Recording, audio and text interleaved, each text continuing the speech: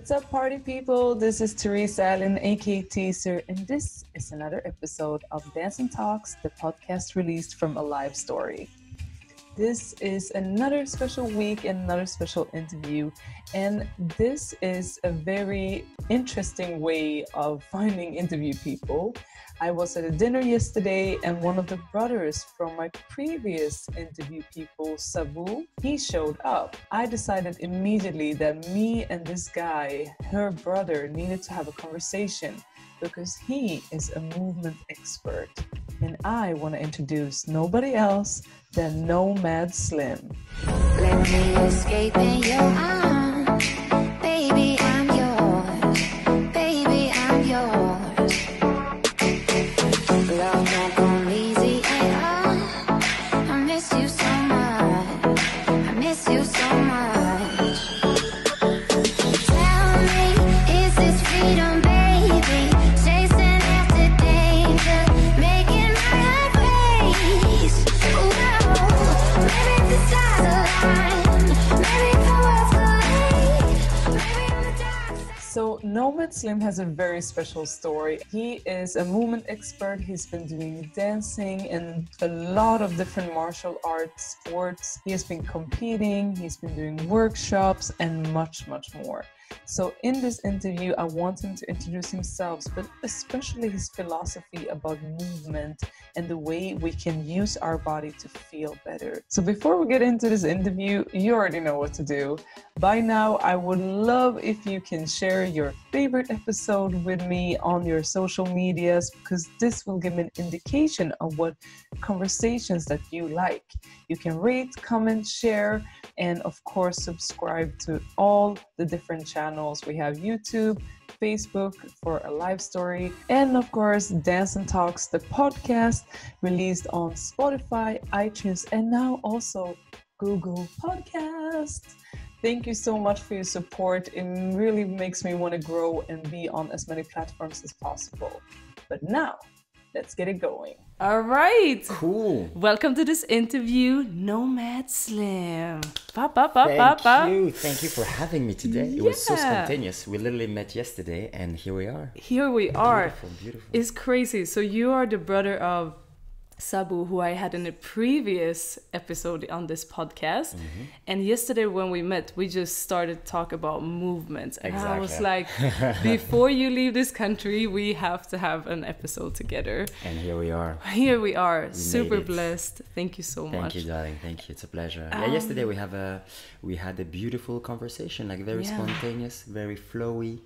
Yeah. I like to call them like cosmic conversations, you know. Cosmic conversations. Yeah, where you dive into I like love it. spirituality and all kind of things, you know. It's And beautiful. I think it's so beautiful. That's why I don't even have notes today. I'm just No like, notes. I'm just free flowing. And I think it's Amen. really, really cool. And we are like, as dancers, sometimes very locked into like Yeah. dance styles Yeah. and etc. And what I think is so interesting with you is that you are a movement specialist. You're not focused on one specific title, one specific thing only, but you do like a whole holistic take on movement. Absolutely. Like my passion is human movement in general, and what I realized with all the different sports and practices that I tried in my life, including different dance styles, but many other things like martial arts, gymnastic, parkour, things like this, is that the common point, the common language of all these things is human movement. You know, that's kind of the base. And I feel today in more traditional training methods, we don't address that. So you take someone from like, you know, who has a sedentary lifestyle and you transform him into or her into a specialist directly. It's like the guy, he only eats potato chips in front of the TV and he trains like CrossFit. So he's a CrossFitter. But before that, there is a range of movement, of things that as a human being, we should all be able to do. And I'm talking about like regular, like daily activities, like squatting, hip hinge, walking, climbing stairs, crawling, like very basic human movements before specializing into CrossFit, a boxer, a dancer. So, and I feel like one of the main cause of like, you know, injury or kind of hurting the body is because that little gap is not addressed. And so that's what I try to do with the things that I teach. I try to help people understand that, yeah, before specializing into something, let's address first all the range of motion that you have access to. And then when you're free to move in a body that is absolutely pain-free and injury-free, then you can enjoy whatever you want, whatever sports. Yeah. That's kind of the approach of human movement and studying movement and sharing movement with people. Where did your journey start of like interest in movement? I can pinpoint one particular time, and it was 4 years ago. Like I was telling you yesterday, I had the chance to train with a community called Movement Culture, who has been created by Ido Portal, which is kind of like, I think, the biggest name in movement training. He was made famous by a mixed martial artist named Conor McGregor, who's a world champion. And, you know, people saw his work with him. So they were working on things like footwork, balance, locomotion patterns, distance managements. So all of these qualities, or intangible qualities you cannot see with your eye and you cannot measure. But there are, if you think about it, even for dancers, they are everything that we are attracted to. When you see a dancer that is kind of like flowy and fluid, you're not counting reps, you're not you don't care about how much he can squat or bench. It's kind of like what the eyes understand, what the heart understands. Like, man, this is so fluid. How is he able to do this? Like musicality is another thing. Footwork is another thing. Yeah. Rhythmicality. These things we cannot measure, but we can train. And so this guy, Ido Portal, has helped Conor McGregor and many other athletes in basketball, I think NFL, basically move better. All right. So that, of course, they can apply it into their sports. So become better athletes. So better mixed martial artists, better basketball player. And at the same time, he was talking about longevity, right? Because the downside of being a specialist is that you will build a body of that specificity. For example, you take a cyclist, he will always have his shoulders a bit forward, his spine will be always flexed. And after like 15 years of having that position, because the body is so much smarter than us, it will adapt much faster. Yeah. So he will end up with a body like this. Yeah. And he will be like in his 30s, for example, and not being able to carry his child, close a door that is above his head. So there were like these two aspects with the work of Ido Portal and Conor McGregor that attracted me. And as you know, your thoughts become whatever, you materialize them. And so when I went to Thailand 4 years ago, after the day I arrived on the territory, like literally the next day, there was one of his students that came, and we connected like in a second. Like he saw me do like some crawling patterns on the floor, and he was like, "Man, are you from the movement culture?" I was like, "No, but I've been like learning through the internet. Whatever I could feed myself, I would just like dive into, right? So reading books, watching videos, listening to podcasts, whatever." And then this guy comes, and once again, it was a cosmic connection. And yeah, so at that time I had skills that could help, that he wanted to have, and he had, of course, all this knowledge that I wanted to acquire. So we began working together, training together daily, and yeah, I started building up that understanding, deeper understanding of what is it exactly that I like about this sport, what is it exactly that I like about this movement. And then like with more vocabulary, you can express your ideas better, you can express your thoughts better. And then of course you start having new ideas, new ambitions. And so the more I was studying this with this guy, the more I was meeting other movers, and the more skills I was acquiring, the more sports I wanted to try. So at that time I had only like a decade of football, a decade of dance, a decade of like calisthenics, and 3-4 years of boxing, and professional careers in almost all of these. And then I just dived in like 2 or 3 years. I learned capoeira, jiu-jitsu, more gymnastics, like everything I can literally eat, I would eat. Everything I could watch, I would watch. Everything I could listen to, I would listen to. Everything was related to human movement. And so this journey, I think it began there, this obsession, but it was always in me since I was a kid. Like the first thing I remember was doing football. And my first dream was to become a football player. And that's it. So I think when I met that guy, that master, it kind of helped catalyze, like boost, made things faster. But it was only like revealing something that was always there. And my passion and my understanding of human movement was always there. It's just like I acquired vocabulary with him, and then I acquired more stuff with other people, and yeah, just since then I've been traveling, sharing, learning more, practicing, and that's it. I think it's so cool, and I love, you know, the stories of when you arrive to a place and you have that openness, and some people just walk into your life, and then you meet more and more of those people, and you just know, like, okay, there's something on this path that I'm supposed to know. I feel it's always like this. The way I see it is, it's basically we're just vessels, right? When you have like a door you can open in your like vessel, you can attract things and things can come, but when you close the doors, then nothing can come. And I feel in life it's just like this. There are times where you're really open and you want stuff to come, so it comes, and there are times where you want to be more focused, having that, you know, singleness of purpose, and you want to work on your craft, and so you close more doors. But I feel the balance is, everybody has his own melody. But for me at that time I was like fully open, because I had like not traumatic experiences before that, but I had like experiences in my life that required me to move forward. I could not stay in the situation I was prior to Thailand, because it was very stressful, and it was I was really in my ego, and it was really like not the lifestyle I actually wanted. So after I made that switch, it was time to open now and be like, okay, now I would like to welcome whatever is related to movement, to things like this.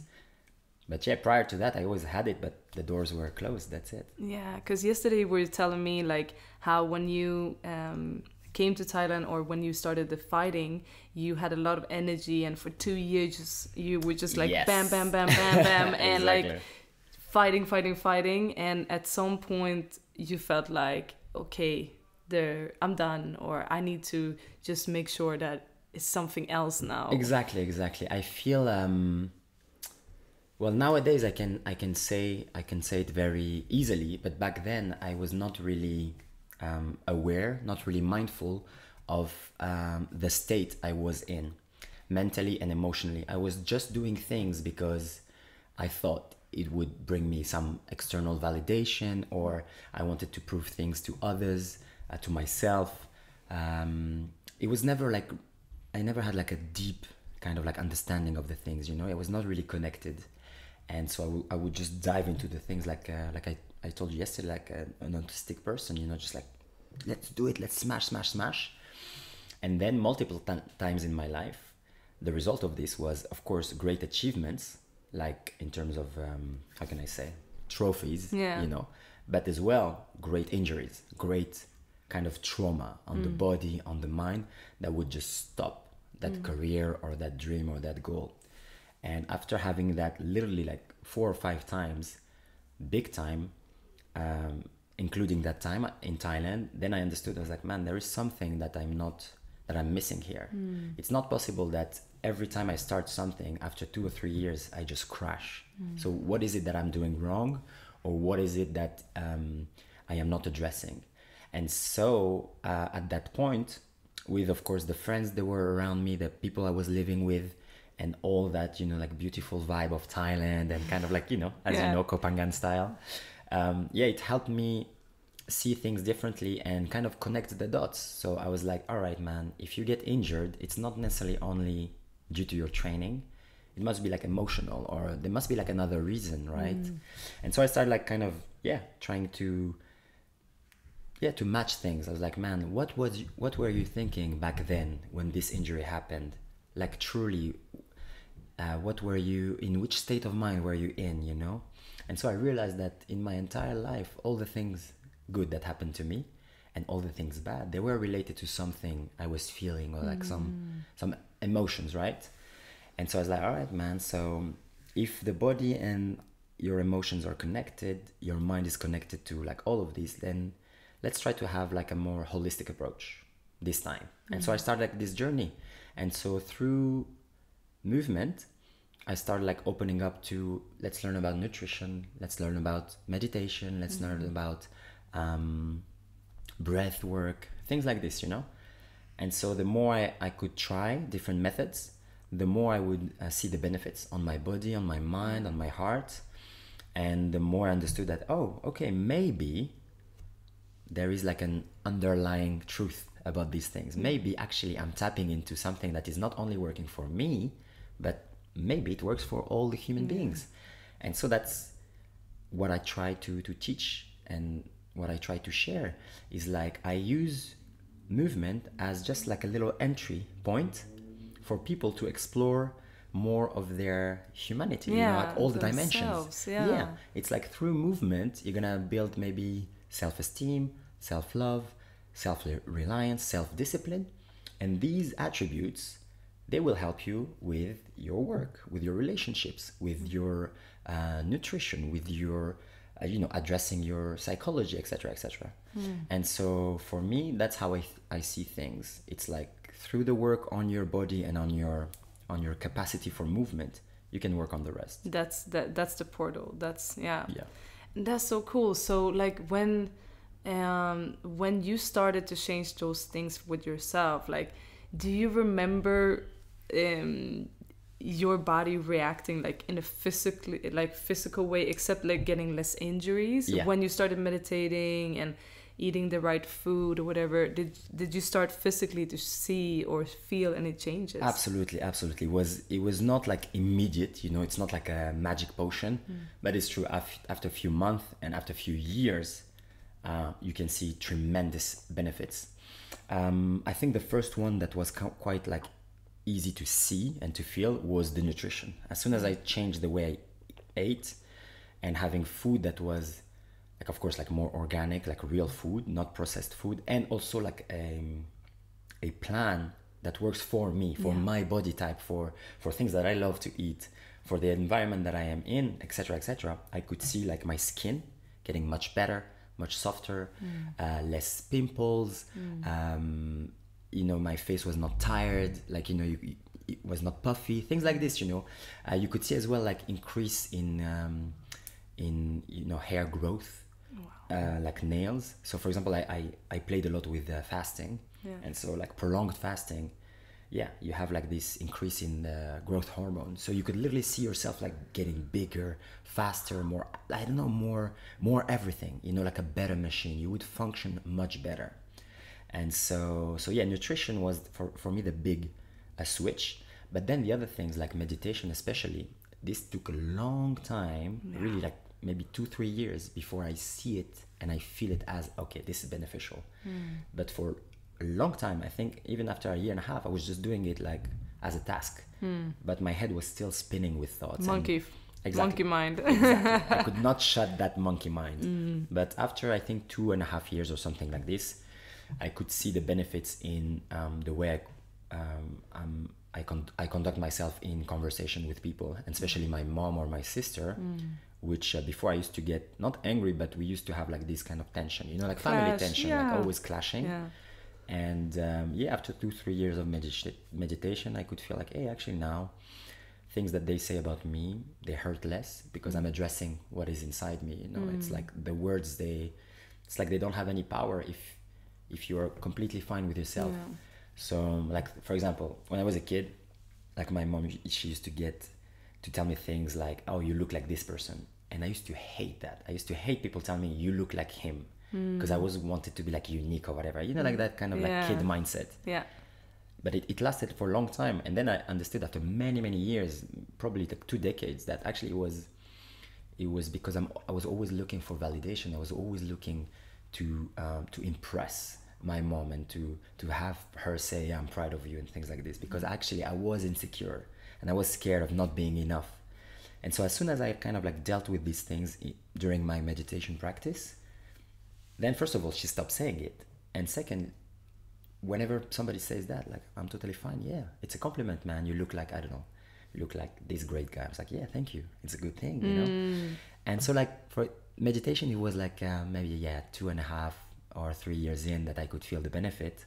And I think the last one, the movement practice in itself, it's like you said, a lot less injuries. Yeah. literally. And now I think for the last 4 years, I never been injured. The only time I was injured was this year, after a training camp for a fight. And once again, as soon as I got the injury, I knew immediately what it was. It was an emotional, because I'm so aware of my thoughts and how I feel, that even a day before the injury happens, I knew it. I was like, oh man, next week, if I keep on training like this, I will injure myself. And I still decided to train, because I had like some live training that I promised people I would make. But still, not an excuse. I could have canceled them. But once again, it's never like a done job. We're always here to learn. And so once again, this year is another lesson that, hey man, you still have a lot of work to do. This time you should have like stopped, and you should have like put once again your body as a priority. But you didn't. And here is the reward. You have like 7 weeks of recovery. But still, now I accept all these things. They are part of the life kind of journey. And that's what is interesting. It's like, no matter, even if I started like this journey of like living a more holistic lifestyle, it's still a work in progress. It just never stops. No. Because as it's like when you train, the stronger you get, well, the stronger the challenge is. And so it's always hard. It's never easy. It's like a thing that I say all the time. It's like, yeah, man, discipline is hard because it's hard, and that's it. There's no reason. It's just a hard thing to do. Yeah. So yeah. Otherwise, we just... Otherwise, everybody would be fit and like healthy and dancing and completely free. It doesn't work like this, unfortunately, And like, sometimes I look at dancers when we go into battles. I've experienced it myself. The difference for me to go into a battle when I don't feel like I have expectations or I don't feel like, I need to win this or whatever. It's a difference if I go in with like some kind of loving state of mind, or if I go in with like a killer state of mind. But in a fight, I have so hard time imagining that you can go in with any other type of energy, than like, I'm gonna fuck you up. You know what I mean? So it's interesting thought. When you go into whatever it is, like in a capoeira or Thai or whatever you do, how can you go in and like, I'm just gonna punch you with love, like it's true. It's a hard thing to do, but I think regarding this, I think it's everybody has its own recipe. It's true, there are people who go into a fight or a dance battle. I've seen many like dancers go into a battle with the idea, I'm gonna kill you, I'm gonna like fuck you up. After me, you're gonna stop dancing. Like you see those guys sometimes, they just go with that anger and that rage. And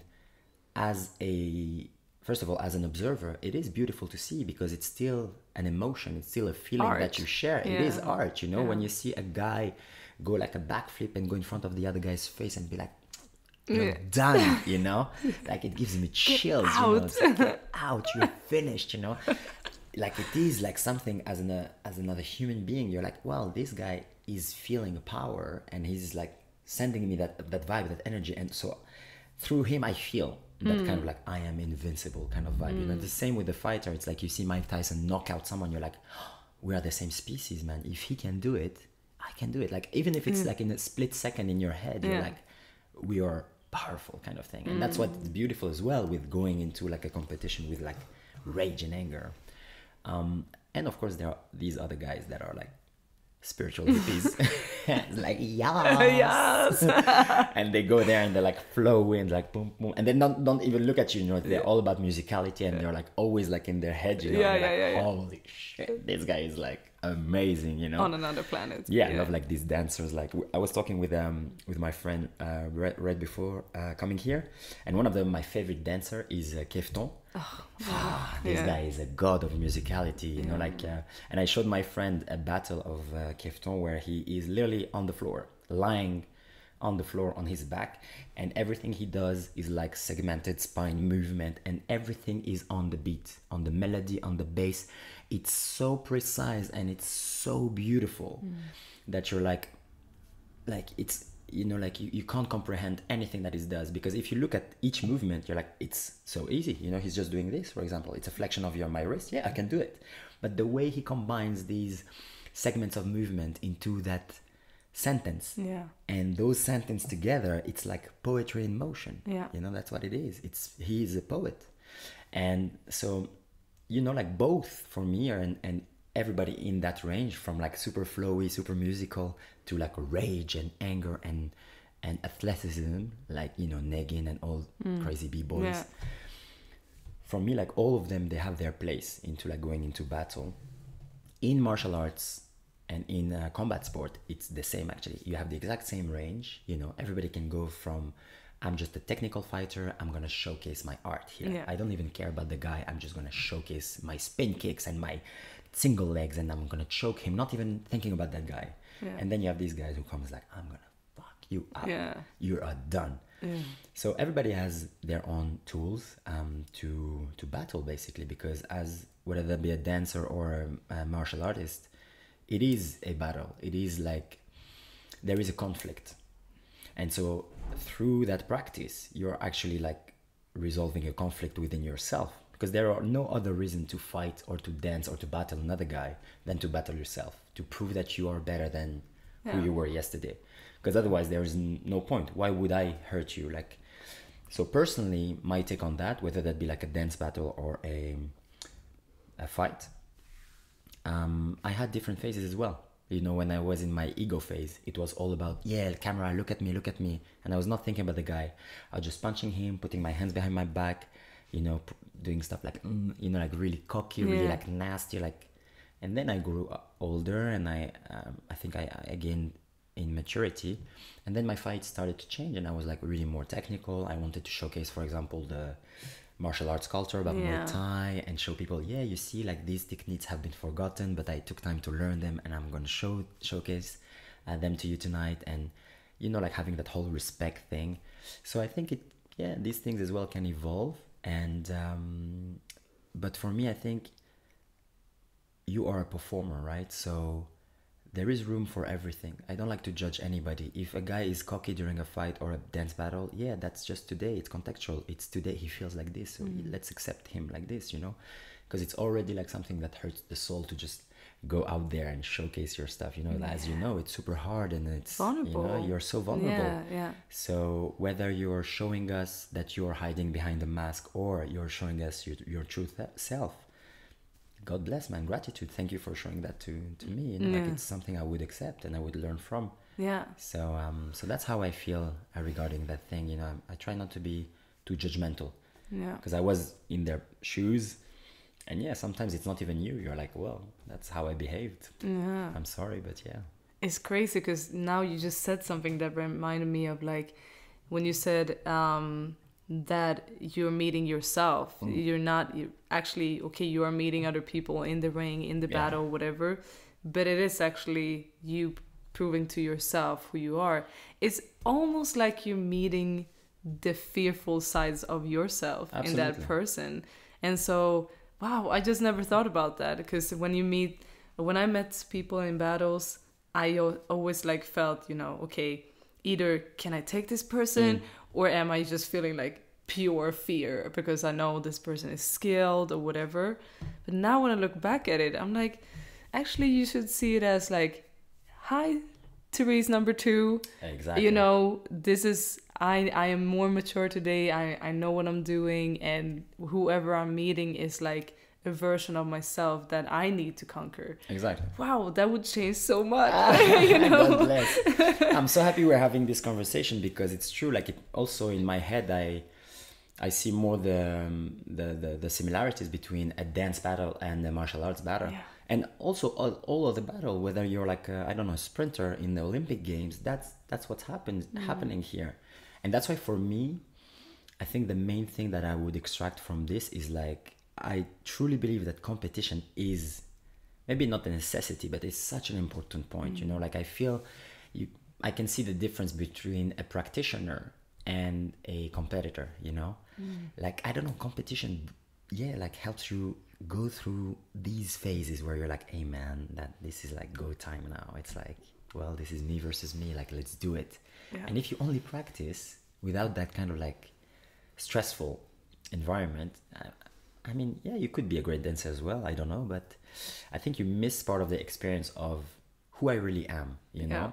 And I feel battles, fights, competitions, titles, whatever, tournaments, all these things I think they have their place. You know, we are creatures that love to play, love to compete. You know, like if you think of the animal kingdom as well, everybody's like this. The lions, they play fight. The monkeys, they always like throw things, they steal, etc. We are creatures. We're part of the animal kingdom, so it's natural for us as well to play a lot. You know, like kids like to fight. I used to fight with my sister all the time. Yeah. So, you know, Yeah. everybody does. It's like it's a thing in us, and so that's why I think like sports and competition, they have a place in our human experience. You know, I would not like competition to become like softer and softer, like, you know, they try to do it like, hey, let's give everybody a trophy or whatever. I'm like, hey man, that's not the point. You know, of course everybody deserves like, you know, recognition, and of course let's accept everybody.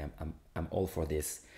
But if you give everybody a trophy all the time, like what's the point then? Like we are missing that goal. We're missing that, like the gem, that the wisdom we can extract from a competition is this. Yes. Is like, let's push them slightly off the edge. Yeah. For them to literally discover who they are. Yeah. You know, and if not, like, yeah, like part of this whole game that we're playing, we're not playing it, you know. No, and sad. it's also about like giving to that other person. I feel like if I go into a battle, even if I lose, if I at least felt that the person was giving me their all, Yeah. I cannot go out there and like, I can be mad on myself, Yeah. but I can never be mad because that person respected me enough to bring their A game, you know. Exactly. And that's what I also feel. Sometimes I even been in battles where I have lost, but the person who won has been more mean or me more angry, whereas I'm like, but I showed you the struggles, I gave you my all, so like celebrate that. Because you know, this is my way of showing respect to you. And like you said, these are like unique conversations. Like when in your life will you have conversations like this that last 1 minute, but in your heart, in your mind, it's like an eternal conversation. It's like, man, I gave you part of my soul here. It's not that I don't show my husband, my wife, my kids. Like it's between you and I. And it builds that. It's kind of like another form of communication with other human beings, you know. And that's why, for example, even fighters, that's what we do, you know. After a fight, we tend to love each other, to hug it. It's not like a bromance, but it's kind of like that thing where, man, thank you for training 3 months, for going through a weight cut, you know, making weight, coming today, fighting me, like dude. For me, man, for 3 months, I've been in your head, and for 3 months, you've been in my head. Exactly. I mean, we've been thinking about each other so much. I think about you more than my mom sometimes. Like, what's happening here? You know, I should acknowledge that as like a great experience, like you said. And yeah, I feel for dance battle is exactly the same. It's like, yeah, man, let's take that stage that is offered to us and just like pour ourselves in. I feel like people, you know, who don't have access to this kind of like experiences in life, like let's say regular Joes, you know, they have their 9 to 5, they have like their traditional lifestyle. They never experience this. They don't even understand. They don't even comprehend that you can say stuff like, yeah, man, I fought this guy, I hurt him, but I love him. You know, it's a sentence they will never understand. No. And so for me, it's part of your human experience. Let's try it. Yeah. Dive into it once in your life, you know. It's beneficial. Yeah, and the amount, as you say, like when you pour your heart out, you also, it almost feels like you're leaving like an energy blackout. You know, like a lot of the times you have to look back at videos and like, what did I do? Because I was so whatever just happened there. Yeah. And that is also an experience, you know, like being in the moment is like when you're in a competition, in a battle, and you're so forced to be in the moment that you don't even remember what you did. Absolutely. That is to be 100% present. Amen, you know? to that. Yeah. Like I was telling you earlier with the meditation, it took me like 2.5 or 3 years to understand things. In a fight, it's instant. Yeah. It's like there is a switch, you know, you're like, boom, I'm focusing on you. And in a whether that be fighting or like a dance battle, it's like you're so zoned in. You hear this guy's breath. You smell his blood or his sweat. You have all those pheromones and hormones. You can smell everything. People don't understand that even in a stadium or in a theater, and you have like 5,000 people or 10,000 people, and you're dancing against another crew, the only thing you hear is this guy and maybe one of you guys' crew, and you're like 1 meter apart. But people are like, man, did you hear us scream? No, No, man. no. I was like in this zone. Yeah. And it's like in the movie, it's a blackout. And yeah, I had friends that told me, like, when they used to fight, I never experienced it myself, but some of my friends told me they had kind of like an out-of-body experience. Wow. They could literally see themselves above the ring, and they were watching their body like move. And me, the deepest I went, I think, into that kind of like flow state was my very first fight in boxing, where literally like the whole kind of vision, let's say like your eyes is a screen, it was like literally I could see only his head and the spot where I would punch, but I could not see even his shoulder and stuff. I was so in the moment that I could see like only like a very small piece of this whole picture. Not the ropes, not the referee, not my corner, absolutely nothing. I could not hear nothing. And everything was in slow motion. Everything was so slow. I would literally see my gloves go, and I would see my sweat on my arm, and it was insane. And this I experienced many times, even when I was doing football. Like, you know, the moment the ball comes and your leg, and you're like, holy shit. I mean, It's that's gonna slow-mo happen. again. It's And gonna Yeah, happen. and you know you're gonna score. It's like, Yeah. this is perfect. Boom. And then it goes. And these things, me, I dove into this, you know, I studied this as well. It's insane. Of course, it's flow state. It's been discovered for like century already. Like, you have many books that I would recommend from Csikszentmihalyi. It's very hard to pronounce, but that's it. It's kind of like the guy who coded the word flow state. And of course, it's used now for high performance athletes, or whether they be great entrepreneurs, whatever. It's like, how can you generate more of this? And I feel life, for me, it's going to be a bold statement, but is worth living only if you have many of these flow states. For me, that's how I feel. This is the drug. This is the thing. It's kind of like, it's another state of consciousness. It's like, man, I want my life to be like this. Like you said, fully present. You know, when you have that conversation with a friend and it's just like lasts 6 hours, but you never watch, never look at your watch. Yeah. That's flow state. You're in it. 'Cause There's nothing. I was about to say, like, have you experienced any other of these type of like the tunnel vision or like that outside the fighting rings? Yeah, absolutely. Like in dance battles, or even at work sometimes, you know, like you work and you're so in it that, you know, time flies. It's slow motion. You're in full creative mode. It's kind of like that state.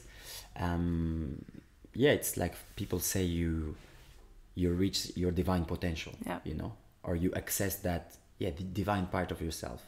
And science has progressed a lot. We know how it works, you know. It's like when you reach it, the frontal lobe shuts down.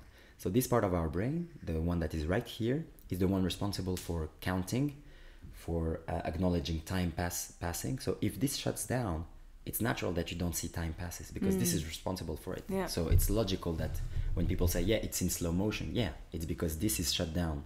So you're not aware of time passing. That's why it looks like slow motion. And that's why 5 hours are, you know, boiled down to 3 minutes or something.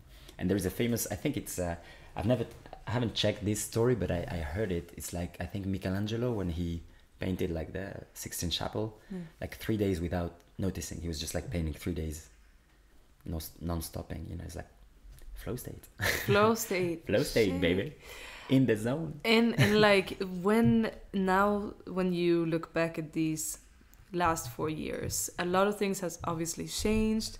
What do you feel are your like divine purpose now? That's a beautiful question. I think the more I go, the more I dive into movement, and the more I share it.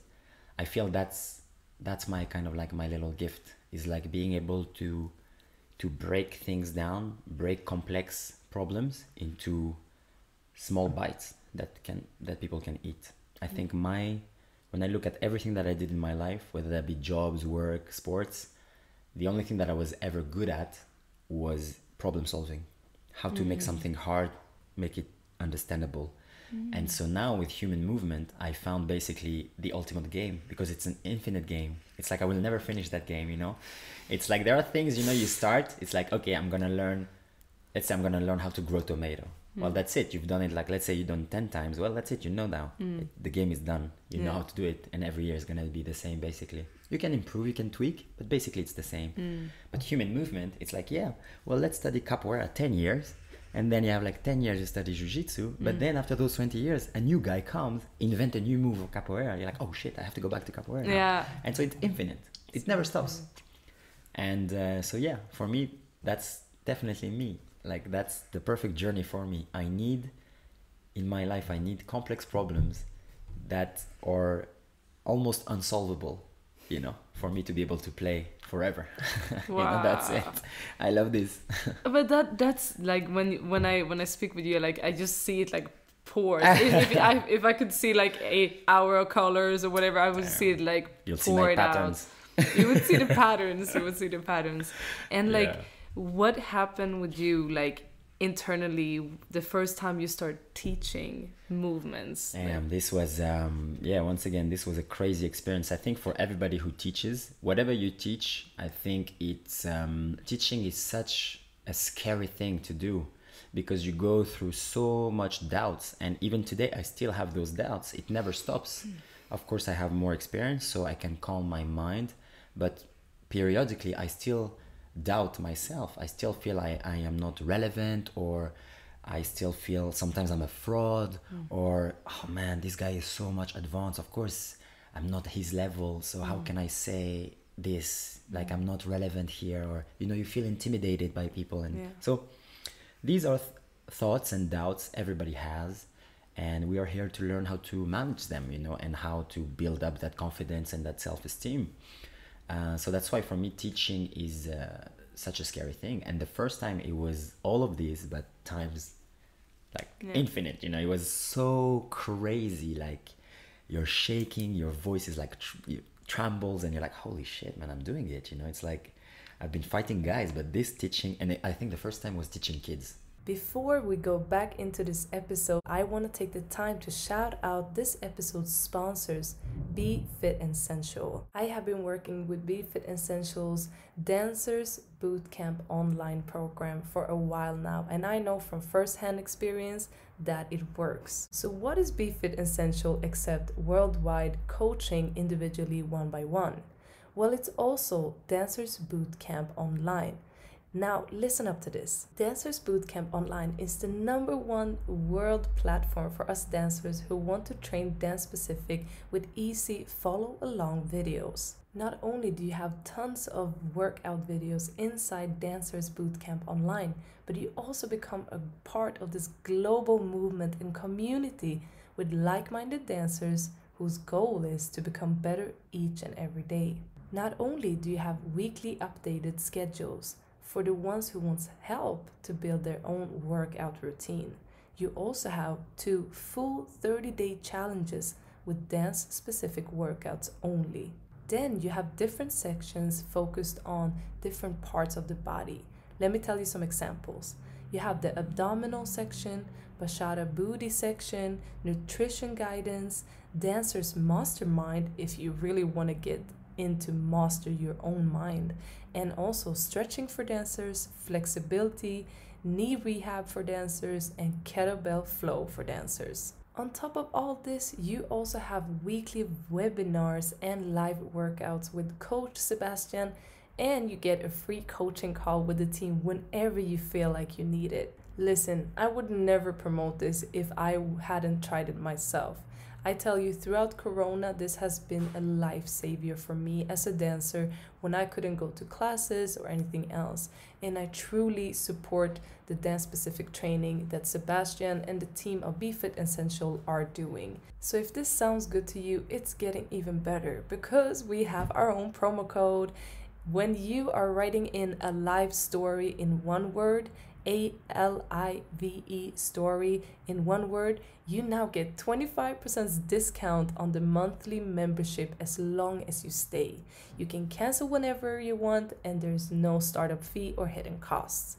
So if you have any other questions about training, or nutrition, never hesitate to reach out to Sebastian at his social media for personal guidance.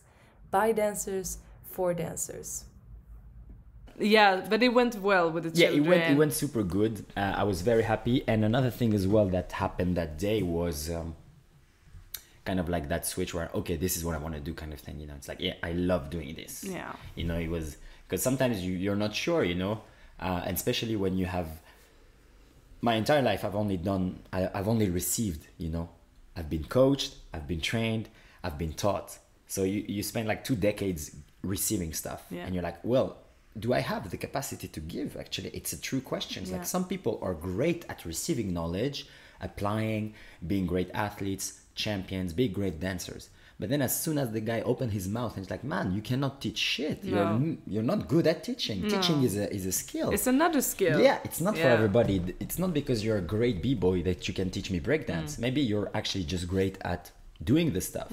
But teaching, and you have those guys also who don't know how to do the stuff, but they're Yeah. great at teaching it, you know? Yeah. It's like, I don't know, I know many like gymnastic coach, they're shit at gymnastics. You know, they're like little fat guys and stuff. They're like, yeah, I've done like few years when I was young, but I don't know, I understand the mechanics of the body. It's just my body doesn't do it much, or I'm not disciplined, or you know, when I was younger, maybe I loved to party too much and I could not do the competitions. But in terms of teaching, I know everything. You know, the guy looks at your body, he knows your imbalances, he knows your where you lack mobility, he knows like how to structure a training plan, you know. So these are skills, and this is our teacher skills. And so for me, that first lesson was a test. And I remember I planned the whole session. I was like, I wrote so much stuff. You know, I was like not aware of like 1 hour is a short time. So I wrote, okay, we're gonna start this and do this and do this. In the end, we did not even like 20% of what I wrote, but it was enough, you know. And also you don't take into account all the in between the exercise, what happens, you know. People talk, people go get a drink, so this consumes time, right? So your hour is actually truly like maybe 45 minutes. And do like simple stuff, you know. But yeah, it was an interesting experience the first time. Crazy. And it must have taught you so much about like, because now you're running retreats, you're like doing this whole thing on your own as well. So you know damn well you can teach more than children, you know, and all of that. Amen to that, yeah. So when, as you said before, like when you see your students, let's say you have a retreat, you receive these students, what kind of people are they? That's a very good question. So when I started like teaching movement, I started like trying to teach it to people who were a little bit like me, of course, because I know myself the best, right? You don't know how people are. It's like the only experience that you truly know is your own. So I was like, well, the most logical thing is like, if a guy is exactly like me, I would be able to teach him, you know, because I know myself. So let's say, you know, a guy loves dancing or martial arts. Yeah, well, I love both. So I would understand if he tells me I want to be more flowy. I know what it means, you know. But if a guy's come from, I don't know, like CrossFit and stuff, and at that time I never done it, I'll be like, oh man, actually I don't know your sport. I don't know what you look for. It's a harder. So in the beginning, I started with this idea. I was like, all right, let's teach movement and spread this kind of knowledge about biomechanics, about joint mobility, about longevity with fighters, you know, because back then I was still active as a competitor. I was like, man, I'm training. The guys, they see me at the gym, they see how I warm up, they see all my protocols, how I train outside of martial arts training. It will sparkle something, you know. They will ask questions, and because before that I always had questions like this. They were like, hey man, how are you so flexible, or how are you so fast, or whatever. And so I started with this. And so I started like teaching MMA fighters, then jiu-jitsu, and then boxing, and then a little bit of everything. And then I realized that, yeah, it's not only for fighters. Like, of course, everybody needs to move better because everybody has pain in their body, right? Whether that be the single mom who always carries like heavy loads, you know, like whatever, like bags, and she has to like do 4 or 5 jobs in the day. She moves a lot, but she doesn't have time to take care of her. So how can I help her? Or that guy who has a job where he has to drive a truck the whole day. He's always in that same position. He has pain in his back, in his shoulders. How can I help him? Etc., etc. And so these people, they start coming actually to me, because at the gyms, you know, you always have like, you only have a few professionals. You always have like, you know, people, random people who comes from fitness or whatever. And so I was like, oh wow, yeah, I can be of service to people like you too. And so like during the last 4 years, I tried many different kind of audience, many different people.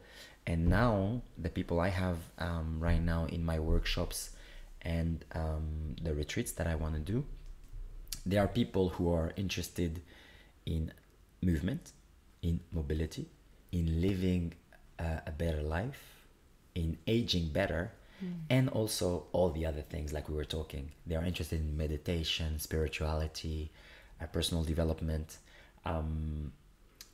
being self-employed or an entrepreneur. So basically all the things that I have in my life and that I try to talk about and to live, to represent, well, you attract people like this. Yeah. So nowadays I'm really, really happy and blessed to be in contact with people who are in that kind of approach of like, let's talk about everything, because everything is connected, you know, holistic approach of health, talking about longevity, but at the same time talk about performance, you know, talk about yin and talk about yang, talk about, you know, breathing, meditation and hippie shit, and talk about let's smash training, let's smash that competition, let's be goal mind, you know, oriented and stuff like this. So yeah, it's like a bit of both. Nice. Yeah. Nice. It's It cool. must be a lot of different people coming, because when I was scrolling through your Instagram, I was like, oh, there's like a lot of different kinds of people, and you can see like, women reaching mobility, and like guys who just like looks like they were going into a fight the next day, you know. Exactly. Oh, that's so cool. And how often do you move from country to country doing these, or like? That's the thing.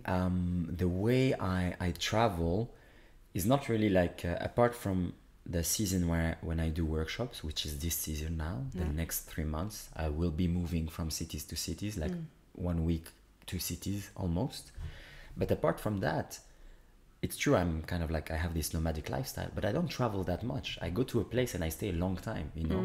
I stayed like 3 years in Japan, 2 years in Thailand, 5 months in Brazil and things like this. So I stay quite a long time because I like, diving deeper into the culture. Yeah. And also, because I train my body a lot, it's the only sustainable way to maintain your health. If you travel all the time, you never have time to train, to eat healthy and stuff like this. So sometimes people think I travel like every day. It's not true. It's like I go to a place and I stay a few years or a really long period of time, and then I switch. Yeah. And the reason I switch most of the time is just that I feel it's the end of a chapter, you know. I learned everything I had to learn here. Let's move on. It's like, you know, you go to work in that company after 2 years or 3 years. It's natural. Like, we are this kind of creature. We want change. So yeah, just let's move to another company. Well, I do the same with the countries, and I try to move where I have something that I want to learn. So for example, Brazil, it was good for MMA, Jiu-Jitsu. Thailand was good for Muay Thai, and then meditation, things like this. So it's really a lot simpler than what people might think usually when they look at social media. They think, well, this guy is like on fucking planes every day. No, man, it's a lot simpler. It's like one plane ticket and then you stay in a country. That's it. It's very simple. So yeah. So where do you feel like your energy are taking you next? That's cool. That's a great question. It's the thing, I will tell you, the thing that I'm struggling with, the thing that kind of like disperse my energy, is that there's so many things that I want to do. There's so many things I want to learn. There is so many things I want to create for people, you know, like many other tools, whether that be courses, workshops, retreats, books, whatever. Now the struggle is, okay, man, let's take it slow, you know, like enjoy the process as well. You know, you promote that life where you gotta slow down, take things slow for your body. Let's try to apply it as well for your kind of ambitions or for the things. So, you know, like yesterday, I think one of our friends, she asked me like, what is kind of like your dream life? And my answer was really honest. It's like, I already live my dream life. And for me, the dream life is not like I have to achieve all my milestones, then I will be having my dream life. No, the dream life is like, I'm in it. You know, I'm in the process of getting these things and of being that guy that I would like to be. But that's the life. That's the process. I almost don't want to reach it, you know, because it's then there the game is over, you know, and I want to play. So, and I know, of course, like when you reach like a small milestone, of course, then you're gonna create new milestones to reach so that you move forward. But still, I don't see it like as a calendar thing, you know. It's like, yeah, man, today I'm living it already, you know. If I die tomorrow, well, that's it. That will be my destiny, and I'm happy. I've done it, you know. I'm living it, you know. I'm living on my own terms. I train what I want to train. I eat what I want to eat. I'm blessed, you know. I'm not injured, so it's already it. And then when I talk about the things I want to create or the ambitions, it's just the way, you know, it's to feed kind of like the human conversation thing, but it doesn't really matter, you know. It's like I'm in here, you know. Here I have the luxury to come to visit my sister anytime I want. If my mom calls, I can go to see her. If a friend calls, I can go if I want. I'm blessed already. Like, that's it. That's it. Let's just move forward and like train and like laugh more and have more of these flow states. And also like build more of that confidence in teaching and having more of these little scary, you know, daily little tasks. Like, oh man, I'm scared of like writing that article, or I'm scared of like, let's you know, it's like, oh, and then I'm like, let's do it. And then you have that your day where you're like, oh, well, I did maybe 2 things today, but I did it good. Let's sleep and that's it. End of the little day. And then the next day is the same. But before, it was really chaotic. Before, I was so stressful and I had anxiety about the future because I was obsessed by the task at hand. You know, I was like, I need to reach this. But now I know I'm in it. You know, it's like before I was obsessing about the destination, and now I know I'm on the right train anyway. So I will be there when I will be there. Maybe it's next year that I create that book. Maybe it's in 25 years. But it doesn't really matter. I'm already like kind of putting it out there that I want to create kind of retreats. So it will happen when it will happen, you know. I'm not stressed. And I feel when you reach that little state, creativity comes a lot faster. And in the end, you do all the things you want to do. That's the kind of like, you know, it's almost counterintuitive. But if you chill and let things happen, just think about them and put the little task that you can do today, it will happen. You know, but you cannot force yourself into a handstand. You cannot force yourself into being a professional kizomba dancer. You just have to take that one lesson today and then wait, then sleep and do it again tomorrow. That's the only thing we can do. The body has its limits anyway. So it's the same for kind of your goals. It's like, man, do the thing you can do today. But if today it's like you wrote the title of that article, well, that's it, man. Tomorrow you'll do maybe the intro. Fuck it. Exactly. And if the first one takes like 2 months to write, the second one will be maybe 1 month, and then you become better. But so that's the kind of like the little thought process that I have when I have these kind of like doubts or anxiety coming back. I'm like, hey man, let's relax. Let's walk a bit. You know the drill. You've done it. Let's just wait. And that's it. Do you like, sometimes I feel like this is also happening when things don't go the way we want, and like how sometimes you're like, oh, but I really wanted this, and I, you know, and this was the thing that was gonna lead me to the next, that was gonna lead me to the next, and then one thing happens, like a year of Corona, and you know, things don't go as planned. Do you have a good example of when something has happened to you which threw you off, but then later led you into something way better? I mean, to be honest, it's like almost everything in my life is like this, you know. In the end, it's like a perspective switch, you know. If you see all the so-called bad experiences you have as a good thing that led to better things, then you can only be grateful. You know, like I'm grateful that when I was 14, I had an injury to my knees that stopped my career in football, because now here I am, you know what I mean? Like, it's like you can always justify anything in your life into like a positive thing. And so right now when it happens to me, like very recently with that, I had that shoulder injury during my fight camp. And I think for maybe a split second, I was like, oh shit, I wanted to fight. And then like, I think right after my best friend called me and we were chatting. And the funny thing is that he had also that injury, the exact same. Like we were so in sync. Anyways, so he had that injury, we were talking, and then we're like, well, let's enjoy the next 7 weeks of recovering. Boom.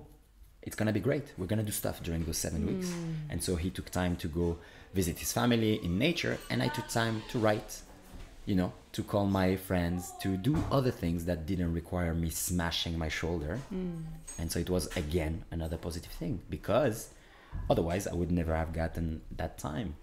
But you can always see it like, yeah, but also you could have had that fight and it would have been like on TV, you would have been more famous. Yeah, I could see it like this, but I just choose not to see it like this. And I feel some people have a hard time understanding this. It's literally a choice. If you always, it's not about the truth, it's about the choice of how you see it. That's it. It's like, it doesn't matter if this had happened, what you would have gotten. No. It's not happening. So you're not there. You're not there. Let it go. Let it go, bro. Like, literally, let it go. Yeah. It's not there. Yeah. There is no truth of stuff that is conditional. Yeah, it's not there. It's hypothetical. All this shit is hypothetical. The only thing that matters is like, yeah, well, here you are. What are you going to do about it? That's it.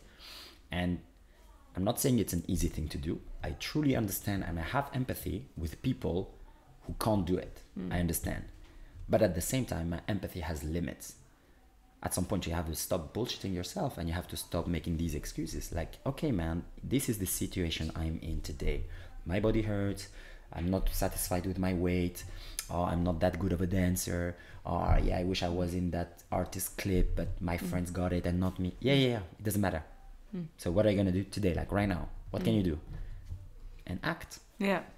That's It's it. the only thing you can control is your reaction on what's happening. Yeah. Exactly. So, and I do understand, that it's a hard thing. Like I was saying earlier, like it is hard. There is no, like often people like contact me for like tips and tools, and I am no guru. I have no knowledge that you cannot have. You can acquire the exact same knowledge I have. It's free. It's for everybody. What I'm just saying is like, it's a perspective thing. It's just a choice. There is no trick to make it easy. There is no shortcut. This shit is hard. Living life is a hard thing. End of discussion. Either you want in on this game or you don't. And if you don't want in that game, it's easy. Switch off and let the world like drive you, you know. Go do that job you hate. Stay in that relationship you don't like. Pay that rent and taxes you don't want to pay, and just be like this. It's a free world. You can choose that life. And then don't complain. That's the only thing, you know. But if you want a better life for yourself, there is an abundance of possibilities. Like literally the world is abundant, and especially for us Europeans, we're not in a war zone.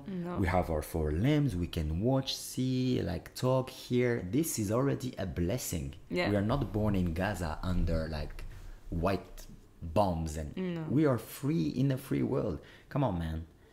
Like stop complaining, like do the shit you want to do. So that's kind of like my mentality towards events happening in my life. I tend to be really, I know I might seem very extremist and radical, but that's the kind of like the discipline I built over the years. Or simple. Very simple. Very like boom. Yeah. For some people it's like, man, you're too hard. Some people have hard time. I do understand, but in the end, what's the outcome? It's like either you do the stuff or you don't.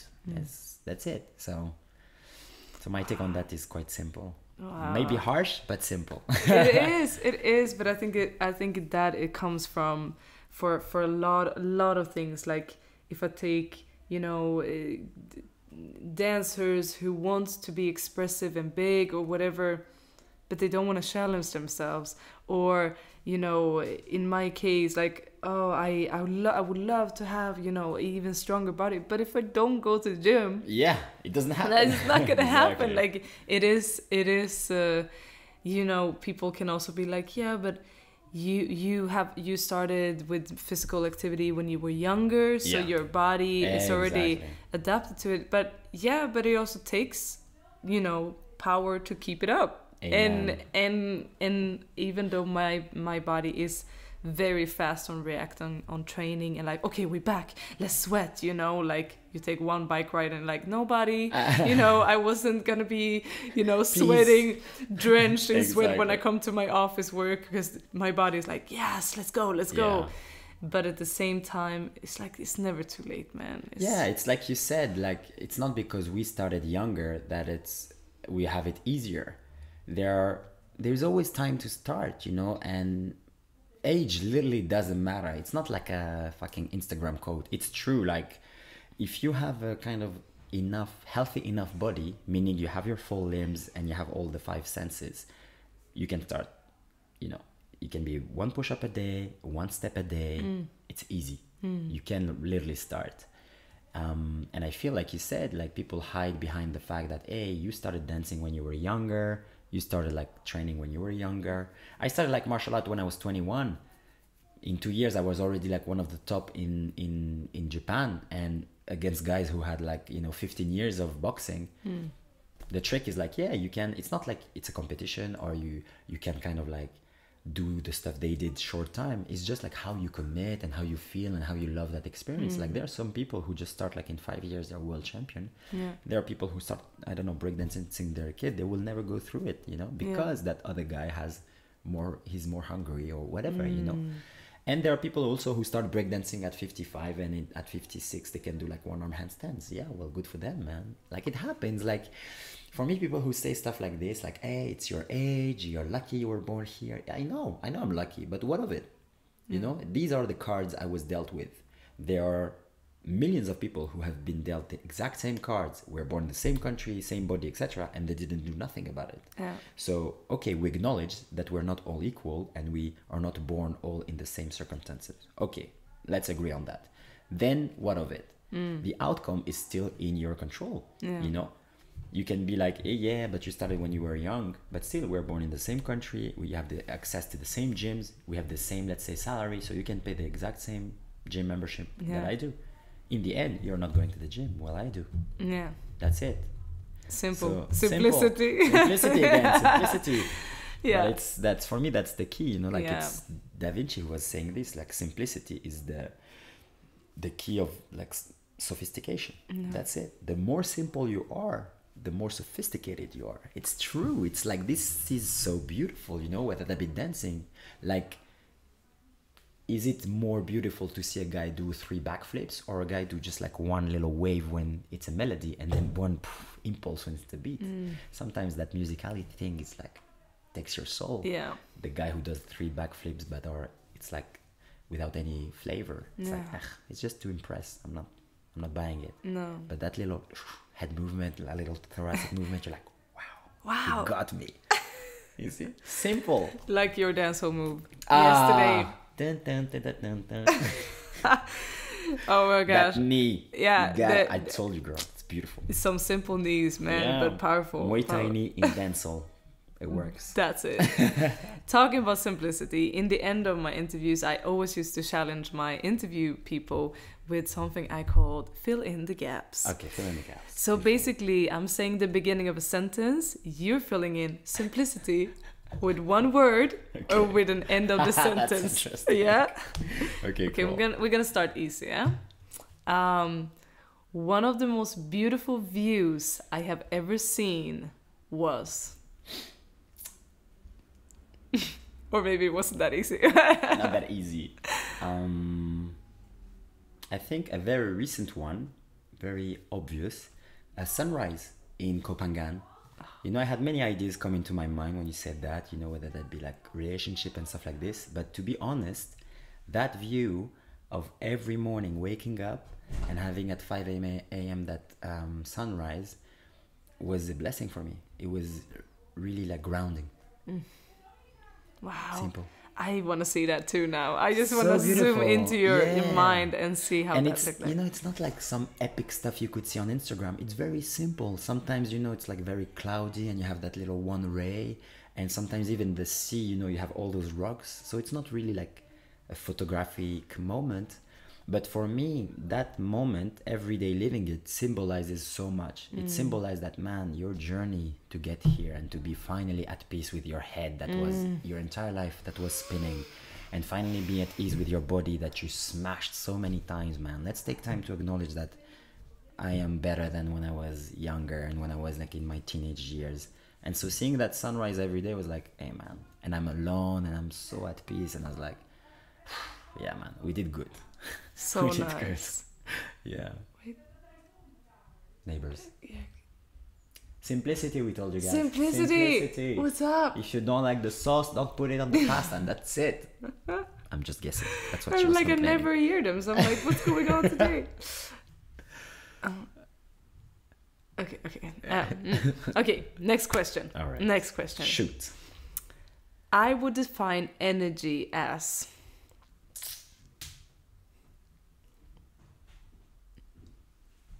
It's language of the universe. Boom. Boom. Spiritual hippie. Hippie. Yeah.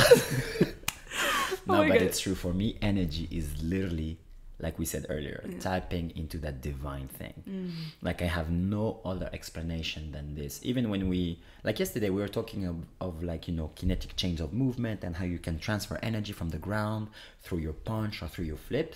But still, no matter how many words we want to use and being scientifically like fancy and feed our ego, it's still something we can't see but we can feel. It's still something we can experience in other state of consciousness and in that state of consciousness.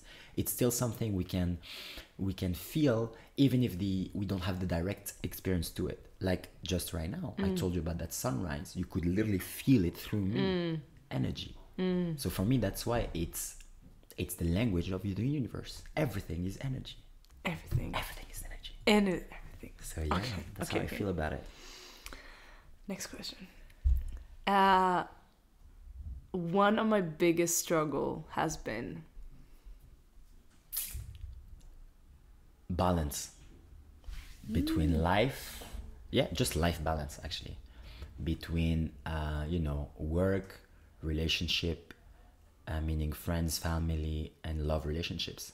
And this year in particular, I had the chance to meet a person that helped me literally have a qualitative jump in my relationship to this idea of what is my balance. Because my entire life I was told I'm unbalanced because, oh, you work too much, you smash your body too hard, you should not be doing it, man, you should just chill, just do that job and don't think too much about it, like all these things.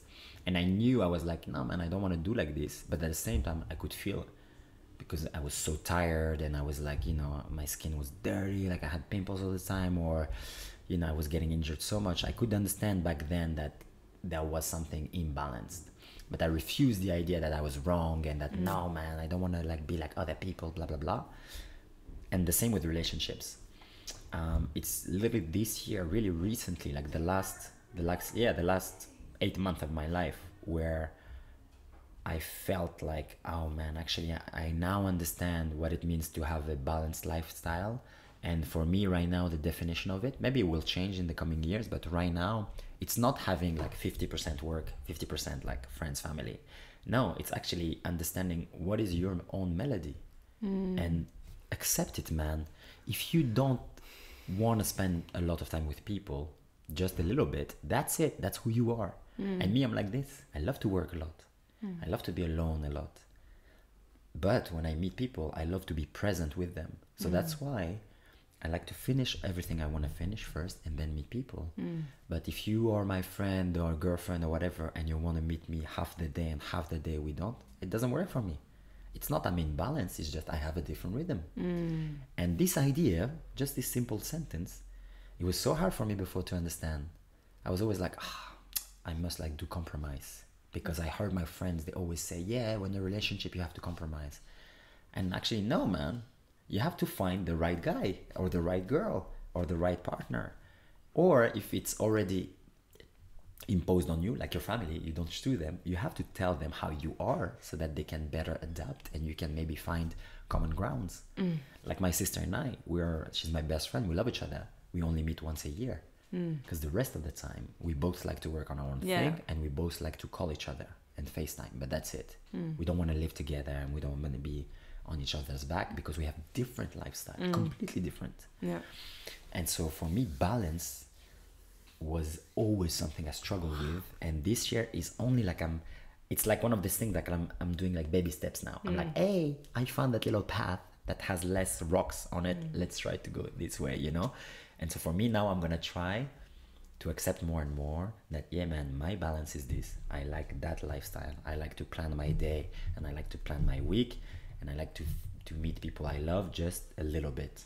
But when I meet them, I commit 100%. in the I'm not moment. thinking of my like fucking, I have to finish that task. No. commit. Yeah. So better say no to a long period of time, but then when you're together, it's like 1 week of mayhem and you love and you enjoy. If it's your rhythm, that's how it is. Yeah.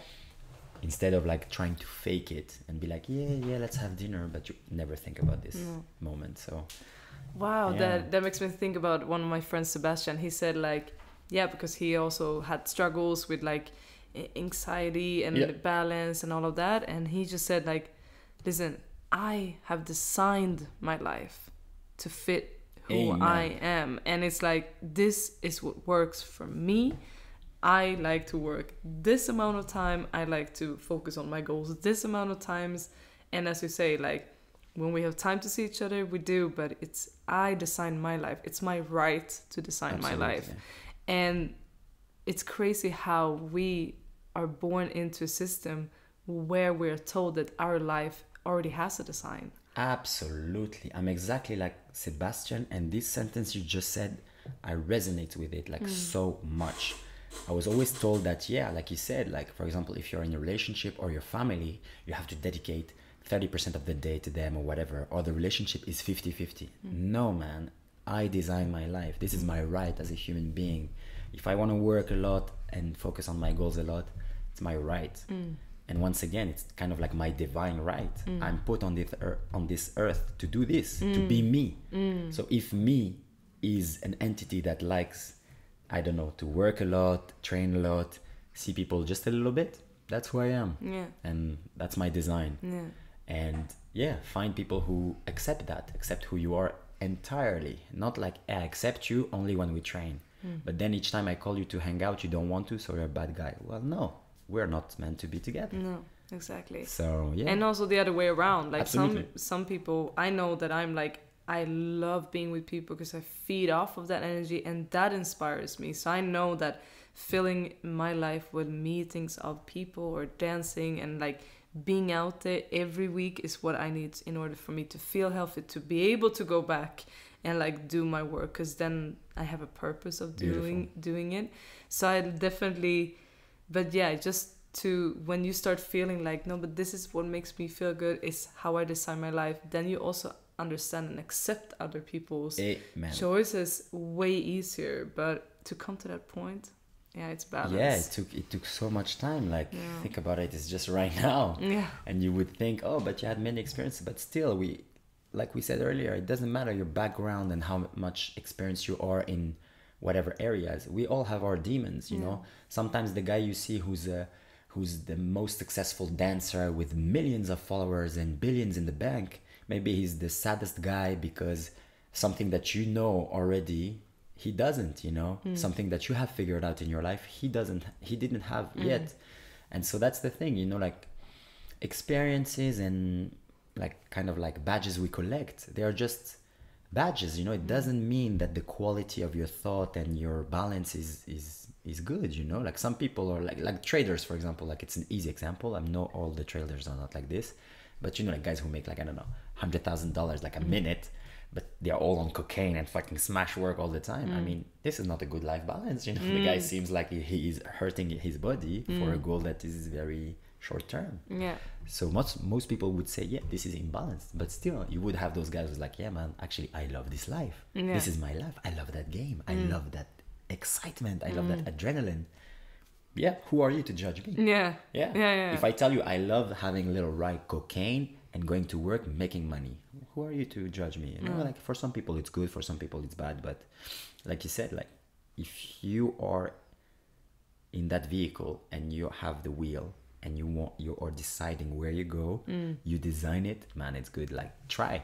If it fails, like you will have many other options, you know, like it's this, but it's so hard to understand that balance is not a number, it's not 50-50 or whatever. It's just like how you design it. Yeah.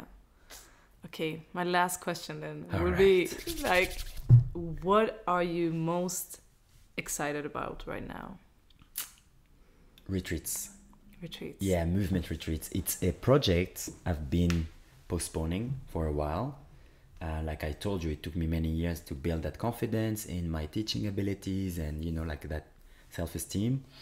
But right now I feel I'm at that perfect spot where I feel exactly in sync with who I want to be. It's kind of like I am who I want to be like right now. So I want to enjoy that little feeling of like, man, it's good, let's do it. And I have also like built enough of a good quality audience that would resonate with these values that I want to promote, like holistic approach to health, longevity, movement as the base of personal development and spirituality and everything else. And I'm so excited to have people, to gather people in a, I don't know, house in nature, no Wi-Fi, training movement every day, doing hard thing on the body, and at the same time going in nature, talking, enjoying like sunrises and stars and conversation, and building that safe space where people can just share their story and cry and be emotional and, you know, and really go through it. Through these things and help them as much as I can, but also each other. They would help each other, you know, like a little tribe. Help each other, like improve on any areas, you know, a guy, let's say, who want to quit his job and start his own firm, whatever, or a girl who's been struggling with, I don't know, self-love or whatever. We're all together in a house and we're just here for each other, like in a benevolent atmosphere, you know, like everybody helping each other. And the basis would be, you know, like through movement, you know. And so this little project, I know it might seem very like, I don't know, it's a small thing, but for me, it's so deep.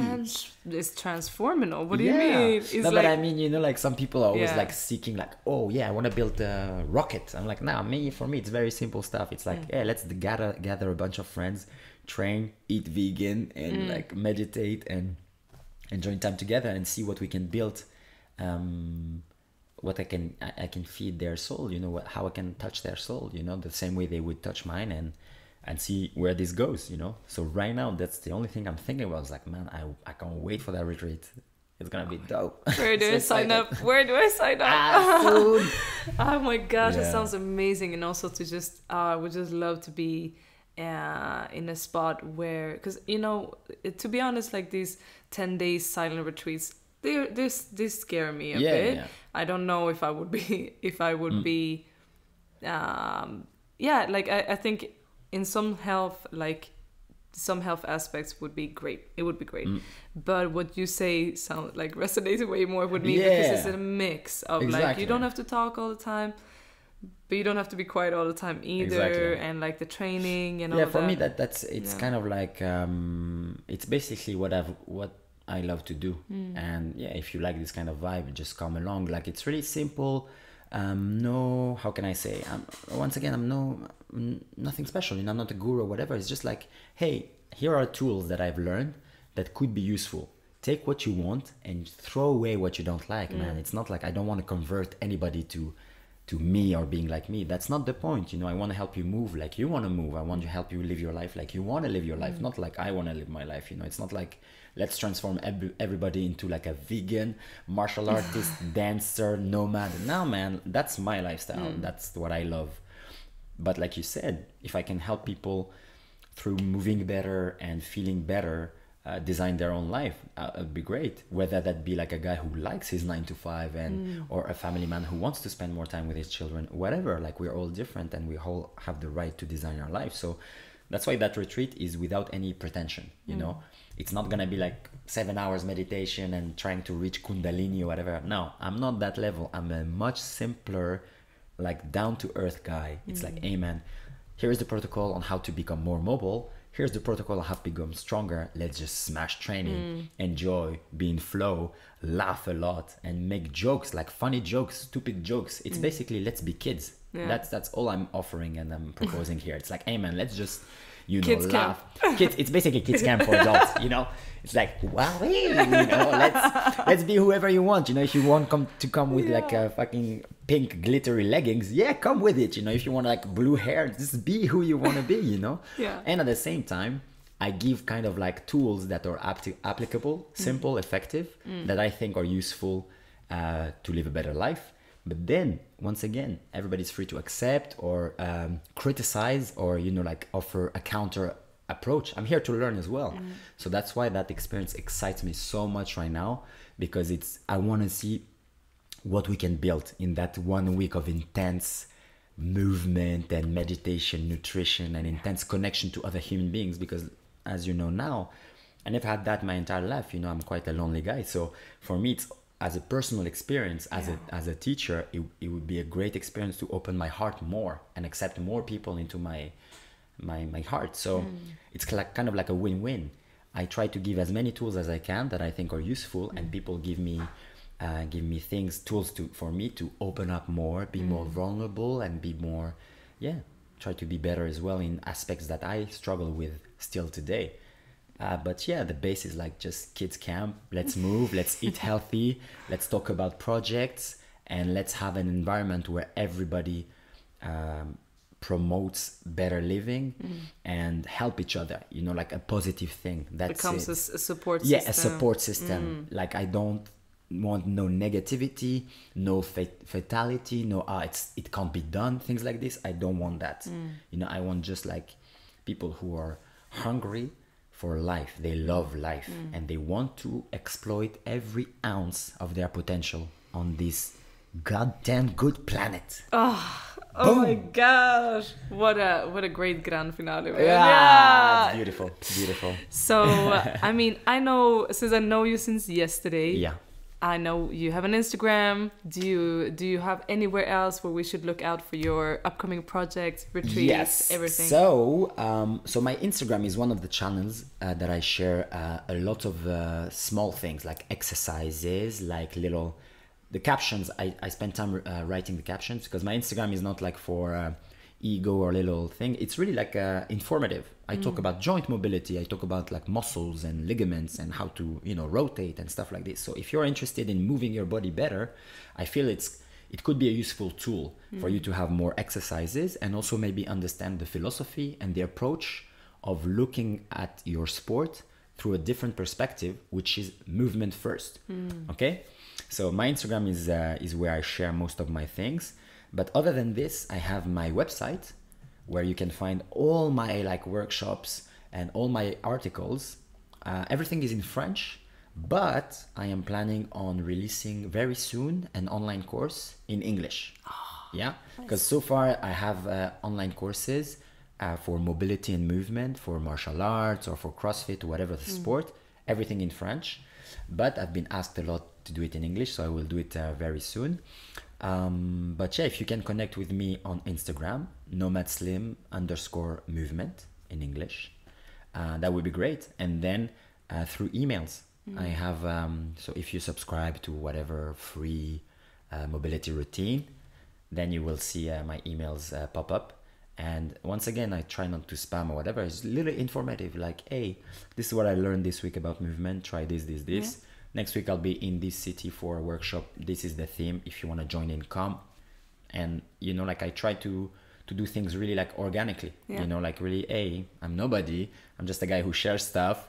If you're interested in these things and find it useful and applicable to your life, or if you're a coach, you want to teach that or whatever, come to me. Let's talk. And I answer to all emails, all DMs, whatever. Very open and accessible, guys. I'm tranquilo. Yeah. I'm not like a Insta famous, whatever. It's like I'm a normal guy, training, learning, traveling, and sharing. That's it. Kids camp. And kids camp. Come to that kids camp. Leggings are mandatory. Okay. That's good to know. I'm gonna get packing as soon as these flights open up or whatever. I am ordering a legging, darling, with unicorns on it. Unicorns? Yeah, it's gonna come. Oh, wow. It's gonna be badass. You know, that should be in your merch for Nomad Slim movement. I think the first merch is gonna be unicorn leggings with glitters. You know, but it's only for advanced movers, you know, as you know. You gotta move well. You have to deserve it. You have to. Basically. It's not for everybody. Nomad Slim, thank you so much for coming, and you know, we can't wait to see more of you, and I hope you know, next time I'm gonna have an interview, hopefully like some in a rainforest somewhere. That'd be great. That'd be great. Thank you for having me, and I hope people can, you know, extract useful tools from this conversation. It was a pleasure for me to be here, and I can't wait to learn more and to share more with your community as well. Yes, you know, find them in the description down below. Bye. Bang bang, cup.